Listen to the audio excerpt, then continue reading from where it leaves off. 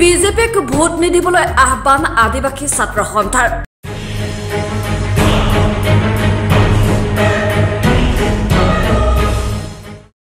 চিৰাঙত বিজেপিক ভোট নিদিবলৈ লোকসভা নিৰ্বাচনৰ আগে আদিবাসী ছাত্ৰ সন্থাৰ ব্যাপক postering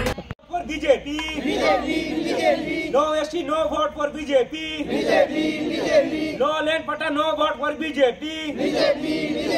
no land pata, no vote for BJP, no caste certificate, no vote for BJP, no caste certificate, no vote for BJP, no ST, no vote for BJP.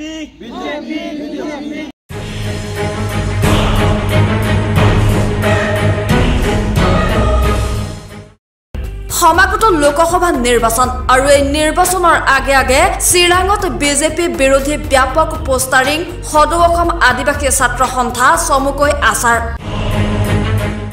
জনজাতিকৰণ নহলে বিজেপিক ভোট নিদিবলৈ আহ্বানেৰে আচাৰ পোষ্টাৰিং সমগ্ৰ ৰাজ্যখনৰ লগতে চিৰাঙৰ সুন্দৰীত no ST no vote for BJP no land patta no vote for BJP no caste certificate no vote for BJP এইদৰে গাঁৱে ভূঞে পোষ্টাৰিং কৰি আছাই বিজেপি বিৰোধী কাৰ্যসূচী ৰূপায়ণ কৰে বিজেপিয়ে চৰকাৰ গঠনৰ পূৰ্বে প্ৰতিশ্ৰুতি দিছিল 6 মাহৰ ভিতৰত আদিবাসীসকলক জনজাতিকৰণৰ কৰাৰ বাবে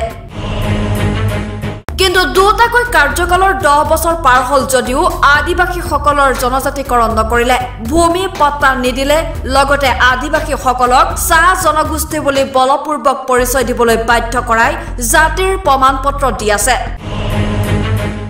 যাৰ বাবে গোটেই অসমৰ লগতে চিৰাং জিলাতো বিজেপি দলক ভোটদান নকৰিবলৈ আছাই এইদৰে পোষ্টাৰিং কৰা পৰিলক্ষিত হৈছে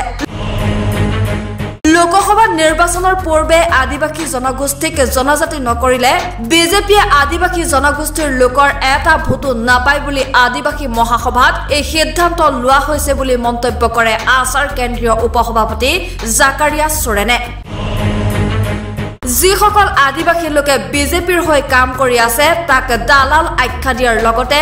উচিত শিক্ষা দিয়াৰ কথা কয় চিৰাং জিলা সমিতি আছাৰ সভাপতি দিলীপ তিৰ্কীয়ে আজি আমি সদৌ অসম আদিবাসী ছাত্ৰ সন্থা চিৰাং জিলা হৈ আমাৰ চিৰাং জিলাৰ মুখ্য কাৰ্যালয়ত আমি এই পোষ্টাৰিং কাৰ্যসূচী লৈছোঁ সদৌ অসম আদিবাসী ছাত্ৰ সন্থাৰ ফালৰ পৰা আৰু পোষ্টাৰিং কাৰ্যসূচীটো আমি ইটোৰে কাৰণে লৈছোঁ যে আমি বিগত সময়ৰ পৰা আমি জনজাতিকৰণ আদিবাসীৰ কাৰণে জনজাতিকৰণ আমি দাবী কৰি আহিছোঁ আদিবাসী লেণ্ড পাট্টাৰ কাৰণে আমি দাবী কৰি আহিছোঁ যিটো কাষ্ট চাৰ্টিফিকেট চাহ জনজাতি হিচাপে যেটো বিতৰণ কৰি আছে কাৰ্ড সাৰ্টিফিকেট এটো আমি নাকচ কৰি আহিছো বাৰম্বাৰ আমি বিজেপি চৰকাৰক